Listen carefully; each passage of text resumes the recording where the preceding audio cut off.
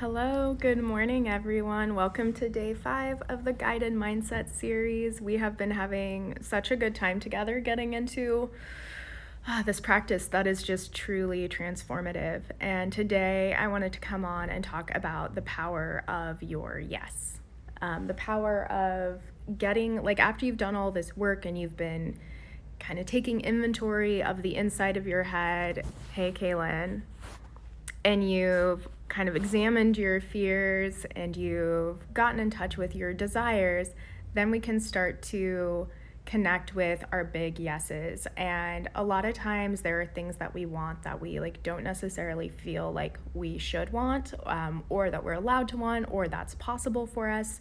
And this year, for the last few years, I've had themes to my year.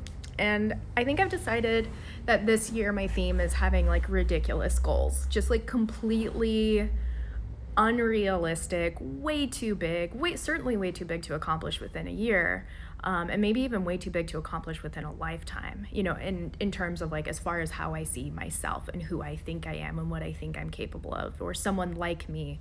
I think that's a lot of it. It's a lot of times it's not even what I think I am, what I think I'm capable of. It's what I think a person like me is capable of. A person with my background, with my abilities, with my hang-ups is likely to achieve.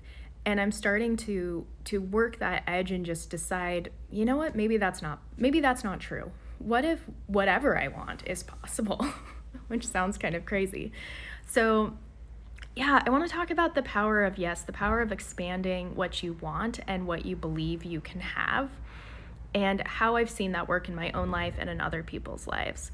So one of the really edgy things that I did for myself initially was hiring a coach. And I wasn't necessarily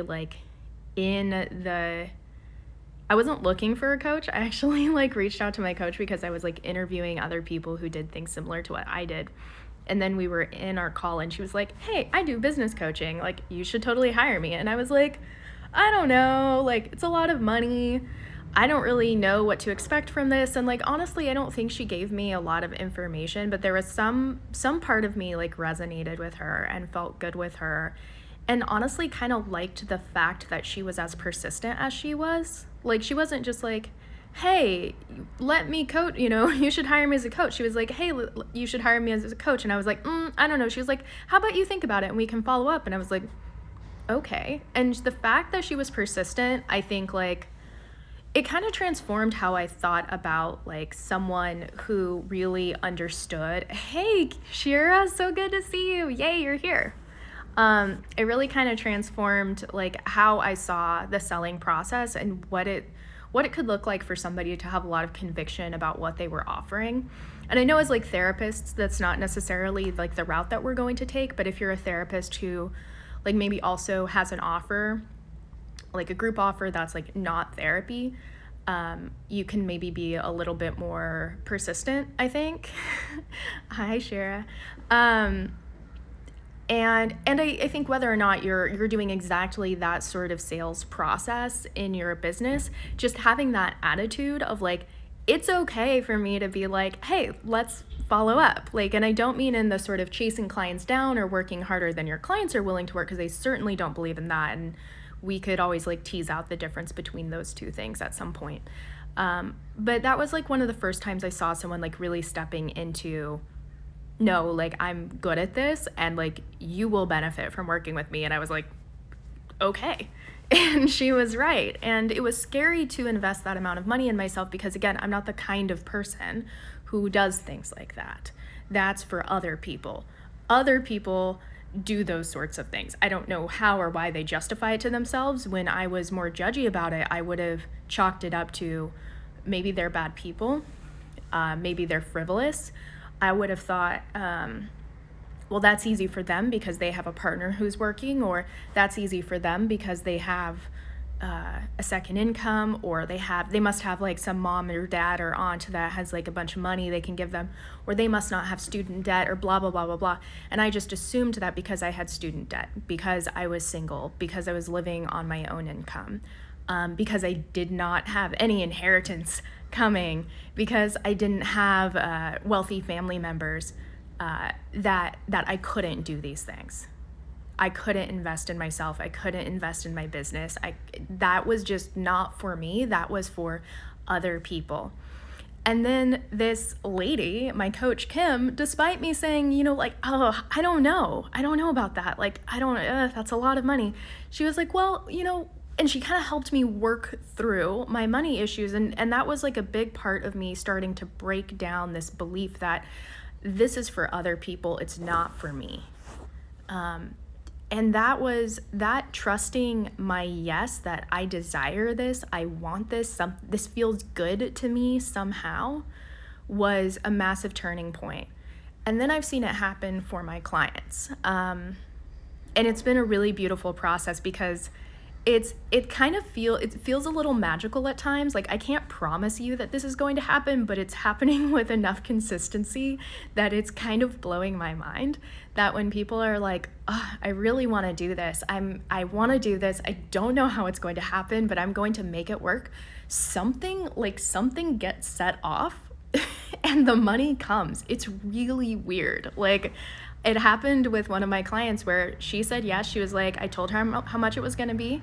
We have the sort of relationship where, like, well, she wants to pay me well. And I think that's something else that's really changing in my relationship with money, because I used to be a person who wanted to take advantage of all of the sliding scales, again, because I saw myself as being poor. And as a poor person, of course, I'm going to be on the sliding scale.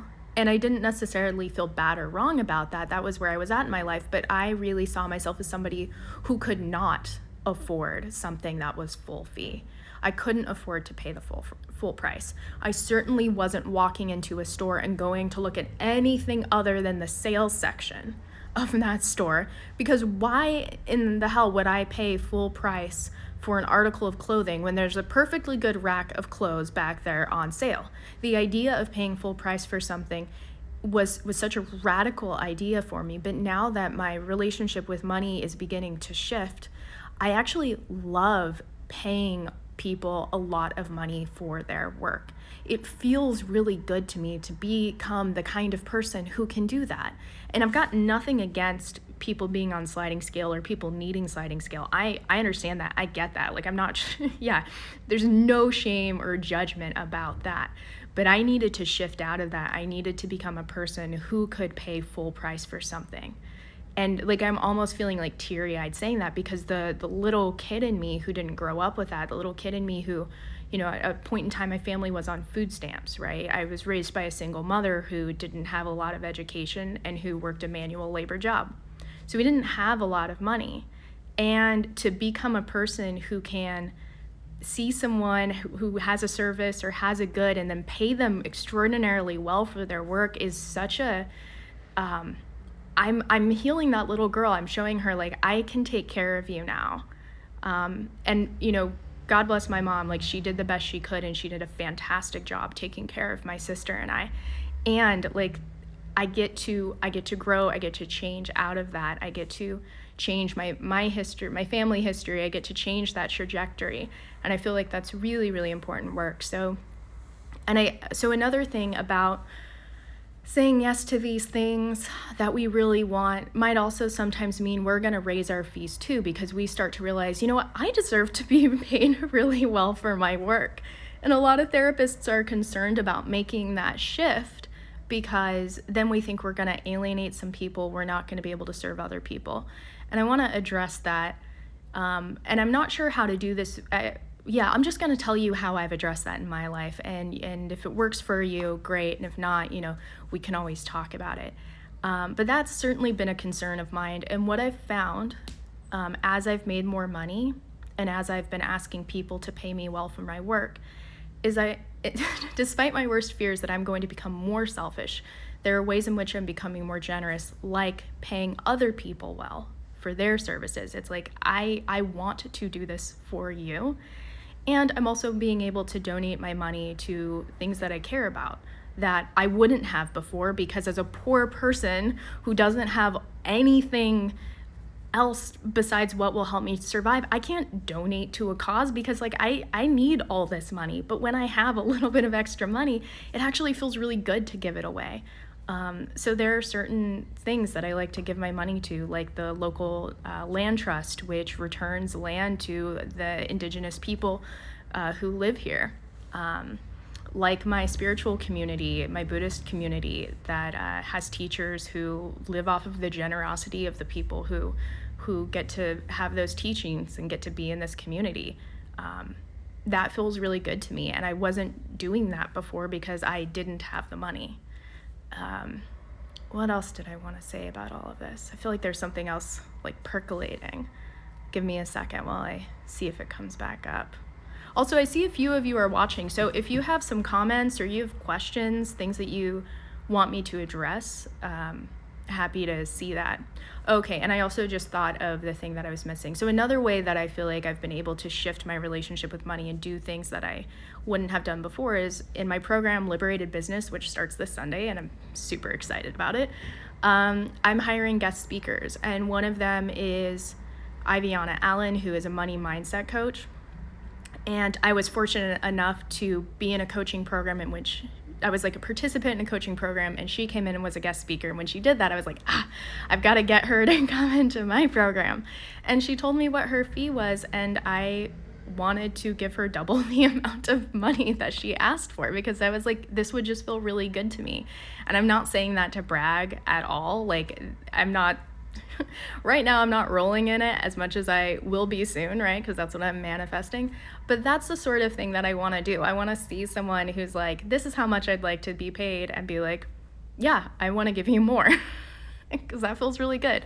One of my like dreams is to be making enough money so that I can just like go into coffee shops and like drop $100 bills in tip jars. Because when I was a barista and I was fucking hustling, when someone would drop like a large amount of money in a tip jar, like that might have been nothing for them, but it was huge for me. And I understand that. I understand that like money can make a big difference in people's lives. And I want to become a person who's just so able to be generous with that, who takes care of myself, models that for other people, so that it's also possible to be that in the world, that it is totally possible to make money and be good and have a huge impact. So yeah, that's what I have to say. Thanks for watching, everyone. Oh, someone else just joined, but I'm saying goodbye, so you can rewatch it. All right, I'm not seeing any questions, so I think I will go ahead and end here. This is the last day, I think, of the live series, unless I want to just like keep on coming on and I don't know, like just sharing random things with you. But Liberated Business, like I said, open, starts on Sunday. The cart is closed. The program is full. But if you want in, if you've been like out there on the edges kind of lurking and you're like, I want in, then get your butt in here. It'll be great. All right, everyone. See you later.